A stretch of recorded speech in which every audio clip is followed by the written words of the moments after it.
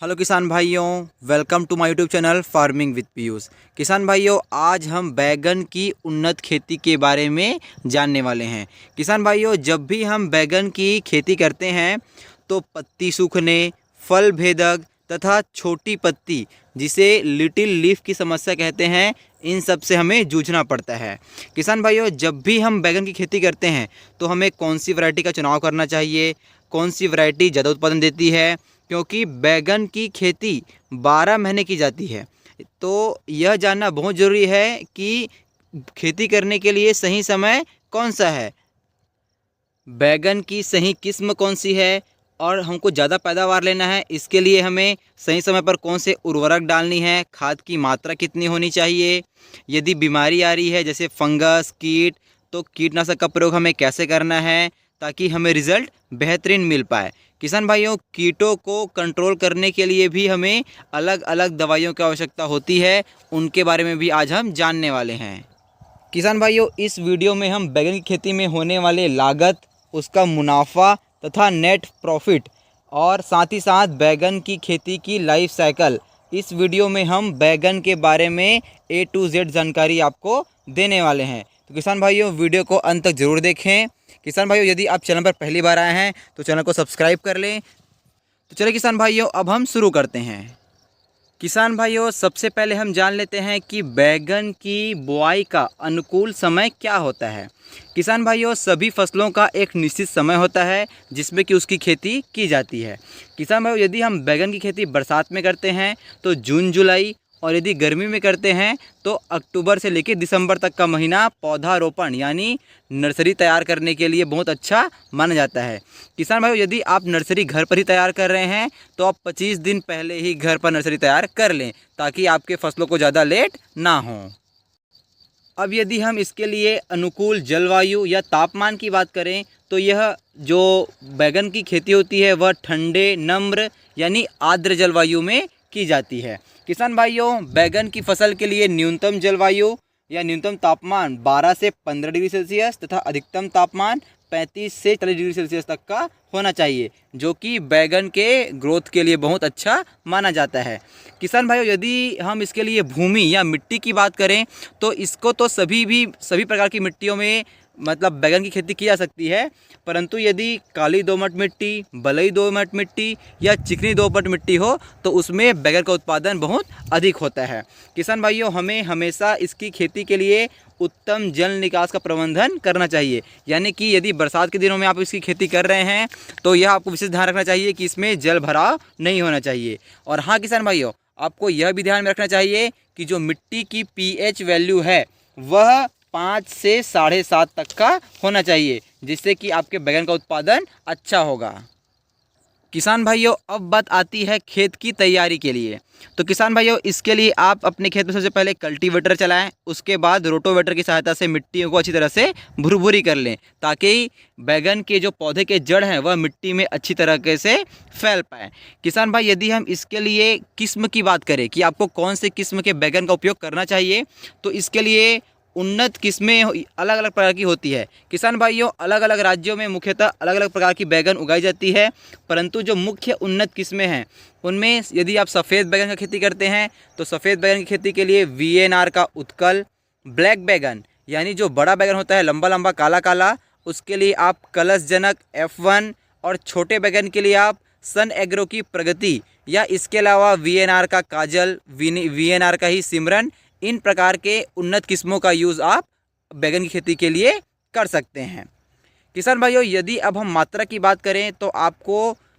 बीज यानी सीड्स की मात्रा 80 से 100 ग्राम प्रति एकड़ के हिसाब से चयन करना है, और यदि आप पौधे की रोपाई कर रहे हैं तो आपको प्रति एकड़ 7 से 8 हज़ार पौधे लगाने हैं, और किस में लगाने हैं, सिंगल लॉन पर लगाने हैं।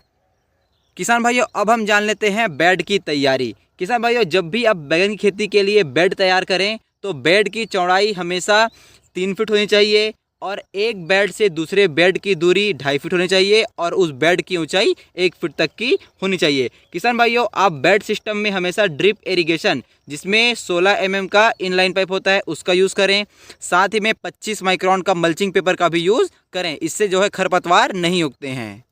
किसान भाइयों, मल्चिंग पेपर का यूज़ करने से जड़ों का विकास ज़मीन में अच्छी तरीके से हो पाता है। हमें इसमें कम सिंचाई की ज़रूरत पड़ती है, खरपतवार नहीं उगते हैं और जो फसल है वह व्यवस्थित होता है तथा इसकी सर्विस भी हमें अच्छी मिल पाती है। किसान भाइयों, अब यदि हम इसमें बेसल डोज यानी खाद का बात करें तो किसान भाइयों, आपको बेड निर्माण के समय SSP जिसे सिंगल सुपर फास्फेट बोलते हैं उसे 50 किलो, DAP यानी डाई अमोनियम फास्फेट इसको 50 किलो और गोबर खाद 2 ट्राली। किसान भाइयों, इन सभी को अच्छी तरीके से आपको मिला लेना है। उसके बाद इसे 1 एकड़ के हिसाब से अपने खेतों में छिड़काव कर देना है। किसान भाइयों, जब भी आप बैगन की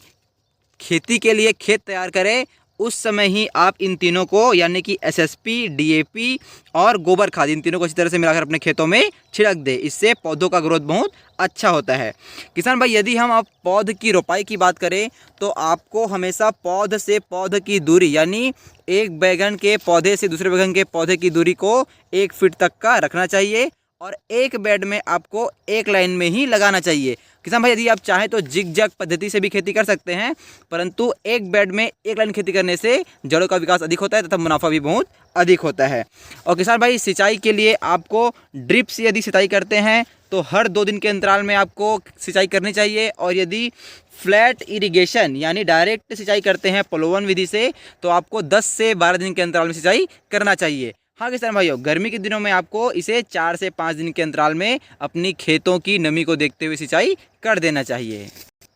किसान भाइयों, अब बात आती है खरपतवार नियंत्रण की, यानी कि यदि आपके बैगन की खेती के समय खरपतवार नियंत्रण के लिए आपको क्या करना है। तो किसान भाइयों, इसके लिए आपको किसी भी प्रकार के खरपतवार नाशक का उपयोग नहीं करना है, बल्कि आपको हर 15 से 20 दिनों में अपने जो बेड है उसके किनारे किनारे में निंदाई गुड़ाई इस प्रकार से करते रहना है, यानी कि खरपतवार को हाथ से ही निकल देना है, जिससे कि आपके पौधों को खरपतवार किसी भी प्रकार का नुकसान नहीं पहुंचा पाएंगे। और खरपतवार को समय समय पर निकालते रहने से रस चूसक कीट का प्रकोप भी आपके खेतों में या आपके फसलों में नहीं दिखेगा। किसान भाइयों, अब जान लेते हैं हम कीट प्रबंधन के लिए। किसान भाइयों, कीट प्रबंधन में मुख्यतः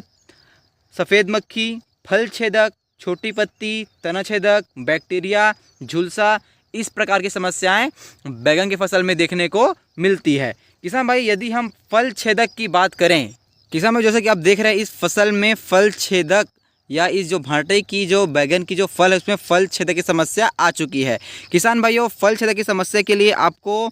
बेयर का वेल्विगो इंसेक्टिसाइड इसे 10 ml और इमामेक्टिन बेंजोएट इसे 5% जो होता है इसे 8 ग्राम, यानी कि बेयर वेगो को 10 ml और इमामेक्टिन बेंजोएट को 8 ग्राम, इन दोनों को अच्छे से आपस में मिला लेना है और इसे 15 लीटर पानी में घोलकर अपने खेतों में स्प्रे कर देना है। किसान भाइयों, यदि कीट का प्रकोप अधिक बढ़ गया हो यानी कि फल छेदक की समस्या बहुत अधिक हो गई हो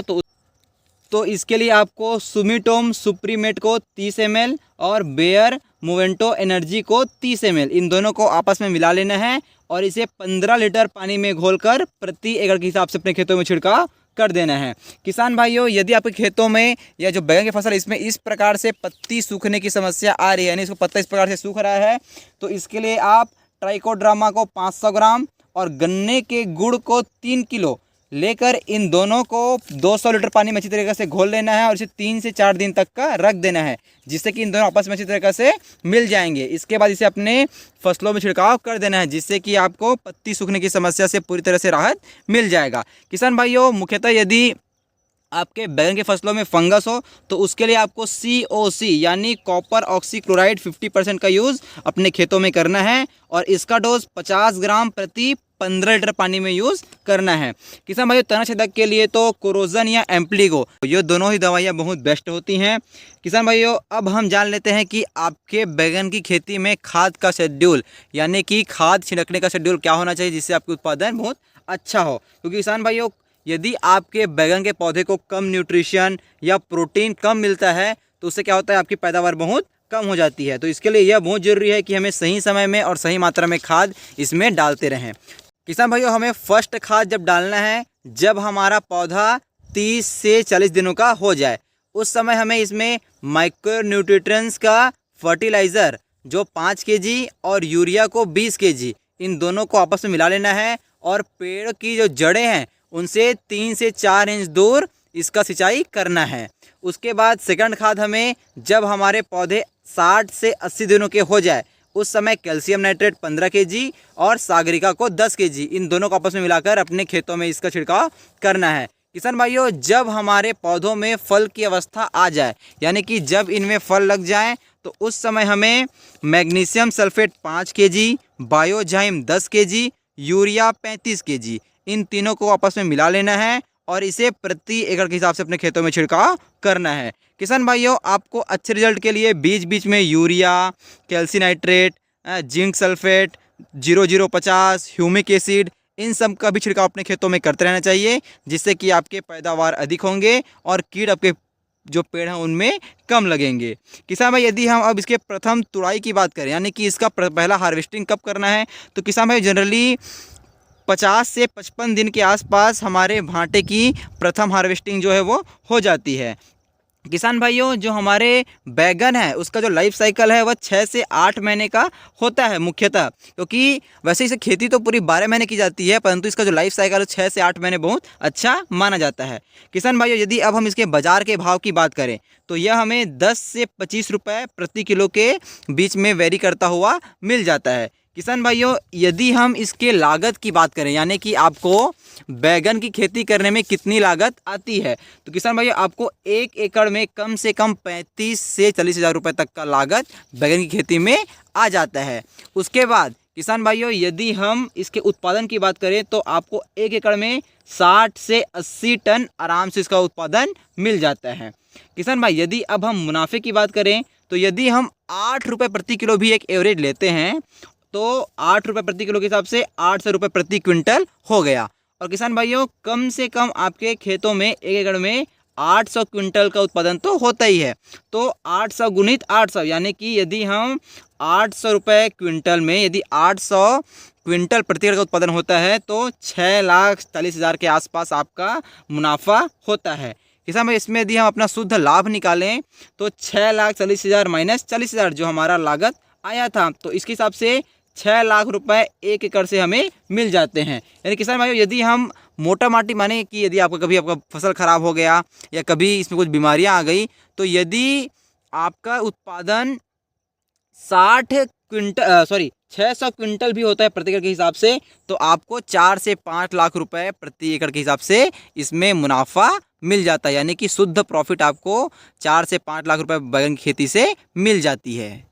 किसान भाइयों, यदि आपके पास भी ज़मीन हो तो आप बैगन की खेती एक बार करके ज़रूर देखें, क्योंकि इससे आपको 1 एकड़ में ही 5 से 6 लाख रुपए का मुनाफा शुद्ध प्रॉफिट एक बार में मिल जाता है। किसान भाइयों, यदि बैगन की खेती से जुड़ी कुछ समस्याएं हो या कुछ सुझाव हो तो कमेंट करके ज़रूर बताएं। यदि आपको यह वीडियो अच्छी लगी हो तो वीडियो को लाइक करें, चैनल को सब्सक्राइब कर लें और इसे अधिक से अधिक किसान भाइयों तक शेयर करें ताकि वे भी बैगन की खेती करके अच्छा उत्पादन और मुनाफा कमा सके। जय हिंद, जय भारत, जय छत्तीसगढ़। छत्तीसगढ़िया सबले बढ़िया।